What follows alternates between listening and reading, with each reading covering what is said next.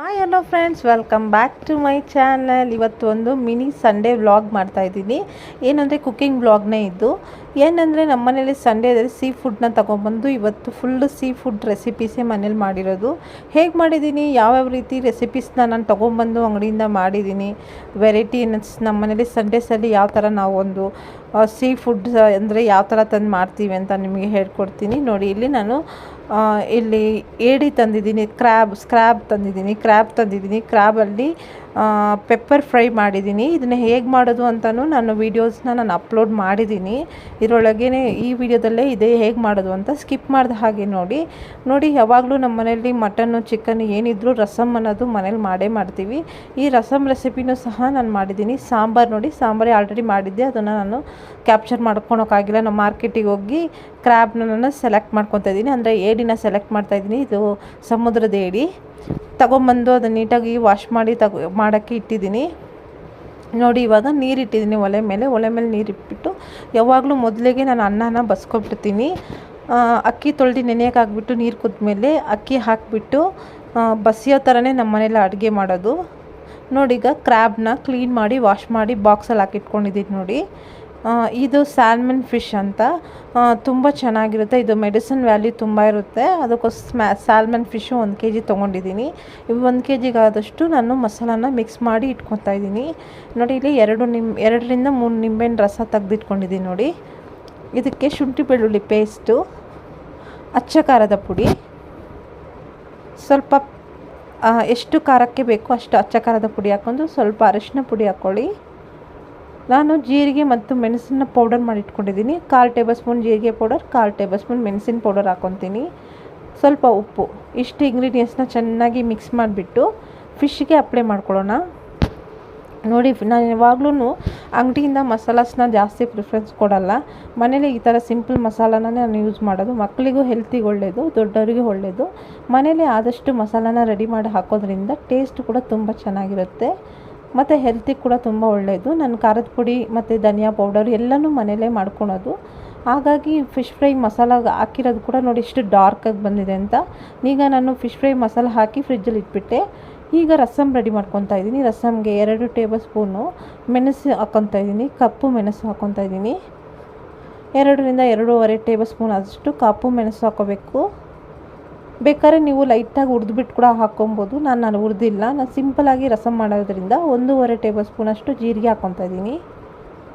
ಈಗ ಒಂದು ಬೆಳ್ಳುಳ್ಳಿ ತೊಗೊಂಡು ಫುಲ್ ಎಸ್ಲು ಬಿಡಿಸಿ ಹಾಕ್ಕೊತಾ ಇದ್ದೀನಿ. ಸ್ವಲ್ಪ ಕರ್ಬೇವಿನ ಸೊಪ್ಪಿನ ಕಡ್ಡಿ ಮತ್ತು ಧನಿಯಾ ಕಡ್ಡಿನೂ ಹಾಕ್ಕೊತೀನಿ, ಅಂದರೆ ಕೊತ್ತಂಬರಿ ಸೊಪ್ಪಿನ ಕಡ್ಡಿನೂ ಹಾಕ್ಕೊತಾ ಇದ್ದೀನಿ. ಹುಣಸೆಹಣ್ಣು 1 ನಿಂಬೆಹಣ್ಣ ಗಾತ್ರದ್ದು ನೆನೆ ಹಾಕಿದ್ದೀನಿ. ನೋಡಿ, ಇವಾಗ ಅನ್ನ ಬೆಂದ್ಬಿಡ್ತು. ನೋಡಿ, ಇಷ್ಟನ್ನು ಮಾಡ್ಕೊಳೋಷ್ಟರಲ್ಲಿ ಅನ್ನ ಬೆಂದೇ ಬಿಡ್ತು. ಇದನ್ನ ಬಸ್ಕೊಬಿಡೋಣ. ನೋಡಿ, ಈ ಥರ ಬಸಿಯೋದು ತುಂಬ ಈಸಿ. ನೀವು ಎಲ್ಲ ರೆಸಿಪಿ ಮುಗಿಸೋಷ್ಟೊತ್ತಿಗೆ ಅನ್ನ ನೀಟಾಗಿ ಬಸ್ದುಬಿಡಿರುತ್ತೆ. ಫೈನಲಾಗಿ ಹೇಗೆ ಬಸ್ತಿದ್ದೀನಿ ಅಂತ ತೋರಿಸ್ತೀನಿ. ಈಗ 2 ಟೊಮೊಟೊನ ರುಬ್ಕೊತಾ ಇದ್ದೀನಿ. ನೋಡಿ, ಒಂದು ಕಡೆ ನಾನು ಹುಣಸೆಹಣ್ಣನ್ನ ಕಿವುಚಿಟ್ಕೊತಿದ್ದೀನಿ. ಮಸಾಲ ಒಂದು ರೆಡಿ ಮಾಡಿ ಇಟ್ಕೊಂಡಿದ್ದೀನಿ. ನೋಡಿ, ಮೆಣಸು ಎಲ್ಲ ರುಬ್ಕೊಂಡಿರೋದು ಮತ್ತು ಒಣಗಿದ ಮೆಣಸಿನ್ಕಾಯಿ. ಒಗ್ಗರಣೆ ಮಾಡೋಣ. ನೋಡಿ, ಯಾವಾಗಲೂ ಇಂಡಾಲಿಯಂ ಪಾತ್ರೆನೇ ರಸಮ್ಗೆ ಪ್ರಿಫರೆನ್ಸ್ ಕೊಡಿ, ಯಾಕಂದರೆ ತುಂಬ ಒಳ್ಳೆಯದು ಹೆಲ್ತಿಗೆ ಕೂಡ. ಸ್ಟೀಲ್ ಪಾತ್ರೆಗಳೆಲ್ಲ ರಸಮ್ ಮಾಡಬಾರ್ದು, ಇಂಡಾಲಿಯಮಲ್ಲಿ ಮಾಡಿದರೆ ತುಂಬ ಹೆಲ್ತಿಗೆ ಒಳ್ಳೆಯದು. ನೋಡಿ, ಇವಾಗ 4 ರಿಂದ 5 ಒಣಗಿದ ಮೆಣಸಿನ್ಕಾಯಿನ ಹಾಕ್ಕೊತಾ ಇದ್ದೀನಿ. ಕರಿಬೇವಿನ ಸೊಪ್ಪು ಹಾಕ್ಕೊತಾ ಇದ್ದೀನಿ. ಈಗ ನಾವು ಬೆಳ್ಳುಳ್ಳಿ, ಜೀರಿಗೆ, ಮೆಣಸು ಎಲ್ಲ ಪುಡಿ ಮಾಡಿಟ್ಟಿರ್ತೀವಲ್ಲ ಮಿಕ್ಸಿ ಜಾರಿಗೆ ಹಾಕಿ, ಅದನ್ನು ಹಾಕಿಬಿಟ್ಟು ಸ್ವಲ್ಪ ಹಿಂಗೆ ಹಾಕ್ಕೊಳ್ಳೋಣ.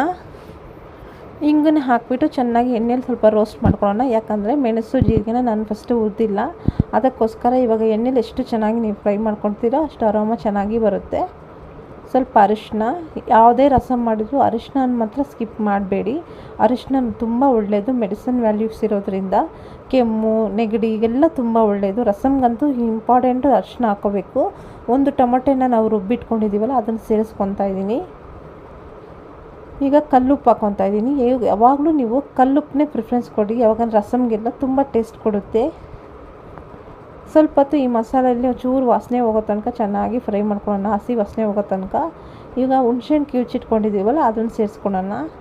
ಎಷ್ಟು ನೀರು ಬೇಕೋ ಅಷ್ಟು ನೀರು ಹಾಕಿಬಿಟ್ಟು ಕೊತ್ತಂಬರಿ ಸೊಪ್ಪು ಹಾಕಿ, ಈಗ ಬೇಕಾದ್ರೆ ಉಪ್ಪು ಟೇಸ್ಟ್ ಮಾಡಿ, ಉಪ್ಪು ಬೇಕಾದ್ರೆ ಇವಾಗ ನೀವು ಆ್ಯಡ್ ಮಾಡ್ಕೊಬೋದು. ನಾನು ಆಲ್ರೆಡಿ ಉಪ್ಪು ಹಾಕಿದ್ದೀನಿ ಕರೆಕ್ಟಾದ ಪ್ರಮಾಣದಲ್ಲಿ. ನೋಡಿ, ಈ ಥರ ಕುದಿ ಬಂದ ತಕ್ಷಣ ಸ್ಟವ್ ಆಫ್ ಮಾಡಬೇಕು. ರಸಮ್ ಕುದಿಬಾರ್ದು ತುಂಬ. ಇವಾಗ ಒಂದು ಮುಚ್ಚಳ ಮುಚ್ಚಿ ತೆಗೆದಿಟ್ಕೊಳ್ಳೋಣ ಪಕ್ಕದಲ್ಲಿ. ಈಗ ನೋಡಿ ಅನ್ನ ಹೇಗೆ ಬಂದಿದೆ ನೋಡೋಣ. ನೋಡಿ ಎಷ್ಟು ಉದ್ರಿಯಾಗಿ ನೀಟಾಗಿ ಸ್ವಲ್ಪನೂ ನೀರಿಲ್ದಲೆ ಚೆನ್ನಾಗಿ ಬಂದಿದೆ. ಇದು ಒಂದು ಕಡೆ ಇರಲಿ. ಇವಾಗ ನಾನು ಕ್ರ್ಯಾಬ್ನ ಹೇಗೆ ಪೆಪ್ಪರ್ ಫ್ರೈ ಮಾಡೋದಂತ ಹೇಳ್ಕೊಡ್ತೀನಿ. 2 ಈರುಳ್ಳಿ ಹಾಕ್ಕೊತಾ ಇದ್ದೀನಿ, 1 ಟೊಮೊಟೆ ಹಣ್ಣು, ನಾನು 1/4 kg ಕ್ರ್ಯಾಬ್ಗಾದಷ್ಟು ಮಸಾಲ ತೋರಿಸ್ತೀನಿ. ಸ್ವಲ್ಪ ಇದು ಮೆಣಸು ಹಾಕ್ಕೊಳ್ಳೋಣ, ಸ್ವಲ್ಪ ಜೀರಿಗೆ, ಒಂದು ಚಿಕ್ಕ ಪೀಸ್ ಚಕ್ಕೆ, 2 ಲವಂಗ, ಸ್ವಲ್ಪ ಧನಿಯಾ ಪೌಡರು, ಸ್ವಲ್ಪ ಅರಿಶಿನ, ಇಷ್ಟು ಹಾಕಿ ಚೆನ್ನಾಗಿ ಮಸಾಲ ರುಬ್ಕೊಳ್ಳೋಣ. ತರಿಯಾಗಿದ್ದರೂ ಪರವಾಗಿಲ್ಲ, ಫ್ಲೇವರ್ಫುಲ್ಲಾಗಿರುತ್ತೆ. ಈಗ ಪ್ಯಾನಲ್ಲಿ ಸ್ವಲ್ಪ ಎಣ್ಣೆ ಹಾಕ್ಕೊಳ್ಳೋಣ. ಈ ಫ್ರೈ ಮಾಡೋದು ತುಂಬ ಈಸಿ ಫ್ರೆಂಡ್ಸ್, ಬಿಗಿನರ್ಸ್ ಕೂಡ ಮಾಡ್ಬೋದು, ಏನು ಕಷ್ಟ ಇಲ್ಲ. ಎಷ್ಟು ಈಸಿ ಅಂದರೆ ಅಷ್ಟು ಈಸಿ. ಮಸಾಲನ ಫಸ್ಟು ನಾವು ಎಣ್ಣೆಯಲ್ಲಿ ಫ್ರೈ ಮಾಡ್ಕೊಬೇಕು, ಹಸಿ ವಾಸನೆ ಹೋಗೋ ತನಕ. ಸ್ವಲ್ಪ ಕಲ್ಲುಪ್ಪು ಹಾಕ್ಕೊತಾ ಇದ್ದೀನಿ. ಹಸಿ ವಾಸನೆ ಹೋಗೋ ತನಕ ಫ್ರೈ ಮಾಡಿದರೆ ಮಸಾಲ ಫ್ಲೇವರ್ಫುಲ್ಲಾಗಿರುತ್ತೆ ಮತ್ತು ಟೇಸ್ಟಾಗಿರುತ್ತೆ. ನಾನು ಯಾವಾಗ್ಲೂ ಕ್ರ್ಯಾಬೆಲ್ಲ ಮಾಡಬೇಕಾದ್ರೆ ಈ ಥರ ಸಿಂಪಲ್ ರೆಸಿಪೀಸೇ ಮಾಡ್ಕೊಳ್ಳೋದು. ಕರಿಬೇವಿನ ಸೊಪ್ಪು, ಹಸಿಮೆಣ್ಸಿನ್ಕಾಯಿ ಹಾಕ್ಕೊತಾ ಇದ್ದೀನಿ ನೋಡಿ. ಖಾರಕ್ಕೆ ಹಸಿಮೆಣ್ಸಿನ್ಕಾಯಿ, ಫ್ಲೇವರ್ಗೆ ಕರಿಬೇವಿನ ಸೊಪ್ಪು, ಸ್ವಲ್ಪ ಶುಂಠಿ ಬೆಳ್ಳುಳ್ಳಿ ಪೇಸ್ಟ್ ಹಾಕ್ಕೊತಾ ಇದ್ದೀನಿ. ಈ ಥರ ಹಾಕಿ ಪ್ಯಾನಲ್ಲಿ ನಾವು ಗ್ರೇವಿ ಮಾಡೋದ್ರಿಂದ ಮತ್ತು ಪೆಪ್ಪರ್ ಫ್ರೈ ಮಾಡೋದ್ರಿಂದ ತುಂಬ ಒಳ್ಳೆಯದು. ಡೀಪ್ ಆಯಿಲ್ ಫ್ರೈ ಮಾಡೋದ್ರಿಂದ ಫ್ಲೇವರ್ ಎಲ್ಲ ಕ್ರ್ಯಾಬಿನ ಫುಲ್ ನಿಮಗೆ ಸಿಗಲ್ಲ ಆಯಿಲಲ್ಲಿ ಫ್ರೈ ಮಾಡಿದರೆ. ಇದು ಒಂಥರ ಚೆನ್ನಾಗಿರುತ್ತೆ, ಟೇಸ್ಟಿಯಾಗಿರುತ್ತೆ. ಚಪಾತಿ ಜೊತೆಗೆ, ಅನ್ನದ ಜೊತೆಗೆಲ್ಲ ನೀವು ತಿನ್ಬೋದು. ಈಗ ಕ್ರ್ಯಾಬ್ನ ಸೇರಿಸ್ಕೊತಾ ಇದ್ದೀನಿ.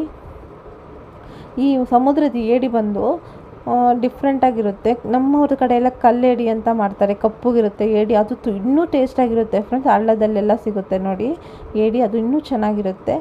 ಇದೊಂಥರ ಡಿಫ್ರೆಂಟ್ ಫ್ಲೇವರ್ ಇರುತ್ತೆ ಈ ಒಂದು ಸಮುದ್ರದ ಏಡಿ.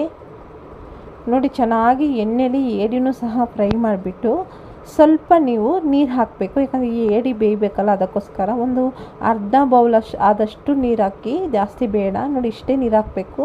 ಒಂದು ಮುಚ್ಚಳ ಮುಚ್ಚಿಬಿಟ್ಟು ಒಂದು 10ರಿಂದ 15 ನಿಮಿಷ ನೀವು ಬೆಂದರೆ ಸಾಕು. 10 ನಿಮಿಷ ಬೆಂದರೆ ಸಾಕು ಫ್ರೆಂಡ್ಸ್. ಸಿಮ್ಮಲ್ಲಿ ಇಟ್ಬಿಟ್ಟು ಒಂದು ಮುಚ್ಚಳ ಬಿಟ್ಬಿಟ್ಟು ಒಂದು 10 ನಿಮಿಷ ಬೆಂದಮೇಲೆ ಈ ಕ್ರ್ಯಾಬ್ ಫ್ರೈ ರೆಡಿ ಆಗುತ್ತೆ. ನೋಡಿ ಇವಾಗ ಫಿಶ್ನು ಚೆನ್ನಾಗಿ ಫ್ರಿಜ್ಜಲ್ಲಿ ನೆಂದಿದೆ. ಈಗ ಎಲ್ಲ ರೆಸಿಪಿ ಮಾಡೋಕ್ಕಿಂತ ಮುಂಚೆನೇ ಫಿಶ್ಶಿಗೆ ಮಸಾಲ ಹಾಕಿದ್ನಲ್ವ, ಚೆನ್ನಾಗಿ ಮಸಾಲೆ ಎಲ್ಲ ಹತ್ಕೊಂಡ್ಬಿಟ್ಟಿರುತ್ತೆ. ಫೈನಲಾಗಿ ಫಿಶ್ ಹುರ್ಕೊತಾ ಇದ್ದೀನಿ ನೋಡಿ. ನಾನು ಪ್ಯಾನ್ ಇಟ್ಬಿಟ್ಟು ಪ್ಯಾನಲ್ಲಿ ಸ್ವಲ್ಪ ಎಣ್ಣೆ ಹಾಕಿ ಈ ಸಾಲ್ಮನ್ ಫಿಶ್ನ ನಾನು ಫ್ರೈ ಮಾಡ್ಕೊತಾ ಇದ್ದೀನಿ. ಈ ಸಾಲ್ಮನ್ ಫಿಶ್ಶು ಮಂಗಳೂರು ಕಡೆ ಎಲ್ಲ ತುಂಬ ಚೆನ್ನಾಗಿ ಸಿಗುತ್ತೆ. ಮತ್ತು ಇದು ಮೆಡಿಸನ್ ವ್ಯಾಲ್ಯೂ, ಎಲ್ಲ ಫಿಶ್ಗಿಂತ ಮೆಡಿಸನ್ ವ್ಯಾಲ್ಯೂ ಹೊಂದಿರೋದ್ರಿಂದ ಇವಾಗ ಹುಷಾರಿರೋಲ್ಲ, ನೆಗಡಿ, ಕೆಮ್ಮು ಏನೇ ಇದ್ರೂ ಈ ಥರ ಸಾಲ್ಮನ್ ಫಿಶ್ ಒಂದು ಫ್ರೈ ಮಾಡಿಕೊಟ್ಬಿಟ್ಟು ಸಾಂಬಾರು ಜೊತೆಗೆ, ಅನ್ನ ಜೊತೆ ಕೊಟ್ಟರೆ ಹೆಲ್ತಿಗೆ ಒಳ್ಳೆಯದು. ಮಕ್ಕಳಿಗೆ ಪ್ರೋಟೀನ್ ಅಂತೂ ತುಂಬ ಇಂಪಾರ್ಟೆಂಟ್ ಅಲ್ವಾ. ಪ್ಯಾನ್ ಫ್ರೈ ಮಾಡಿ ಈ ಥರ ಕೊಡಿ. ನೋಡಿ ಇದು ಏನಕ್ಕೆ ತೆಗೆದಿಟ್ಕೊಂಡಿದ್ದಾರೆ ನಿಂಬೆಹಣ್ಣು ಅಂತ ಅಂದ್ಕೊಂಡಿದ್ದೀರಾ? ಏನೂ ಇಲ್ಲ ಫ್ರೆಂಡ್ಸ್. ಈ ಥರ ನಾನ್ ವೆಜ್ ಎಲ್ಲ ಮಾಡಿದಾಗ ಈ ನಿಂಬೆಹಣ್ಣೆಲ್ಲ ಕಟ್ ಮಾಡಿ ಇಟ್ಕೊಳ್ಳಿ. ಸಿಪ್ಪೆನ ಕೈಗೆ ಈ ಥರ ಉಜ್ಜಿಬಿಟ್ಟು ವಾಶ್ ಮಾಡೋದ್ರಿಂದ ಇದೊಂದು ಹೊಲಸು ವಾಸನೆ ಮತ್ತು ಮೀನಿನ ವಾಸನೆ ಎಲ್ಲ ಬರಲ್ಲ ಕೈಯಲ್ಲಿ. ಕೈಯು ಕ್ಲೀನ್ ಆಗುತ್ತೆ ಮತ್ತು ಈ ಸಿಪ್ಪೆನೂ ಸಹ ವೇಸ್ಟ್ ಆಗಲ್ಲ. ಈ ಒಂದು ಚಿಕ್ಕ ಒಂದು ಅಡುಗೆ ಮನೆ ಟಿಪ್ಸ್ನ ನೀವು ಫಾಲೋ ಮಾಡ್ಬೋದು. ಯಾಕಂದರೆ ಫಿಶ್ ಫ್ರೈ ಮಾಡಬೇಕಾದ್ರೆ ನಾವು ಲೆಮನ್ ಜ್ಯೂಸ್ ಹಿಂಡಿಬಿಟ್ಟು ಆ ಸಿಪ್ಪೆನ ಎಸೆದುಬಿಡ್ತೀವಿ.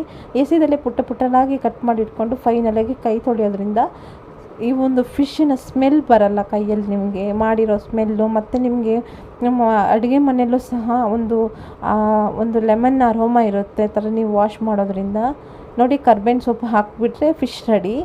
ಕೊತ್ತಂಬರಿ ಸೊಪ್ಪು ಹಾಕಿದ್ದೀನಿ ನೋಡಿ. ಈಗ ಕ್ರ್ಯಾಬ್ನು ರೆಡಿಯಾಗಿದೆ ನೋಡಿ. ಎಷ್ಟು ಗ್ರೇವಿಯಾಗಿ, ಎಷ್ಟು ಟೇಸ್ಟಿಯಾಗಿ ಒಂದು ಕ್ರ್ಯಾಬ್ ಪೆಪ್ಪರ್ ಫ್ರೈ ರೆಡಿಯಾಗಿದೆ ನೋಡಿ.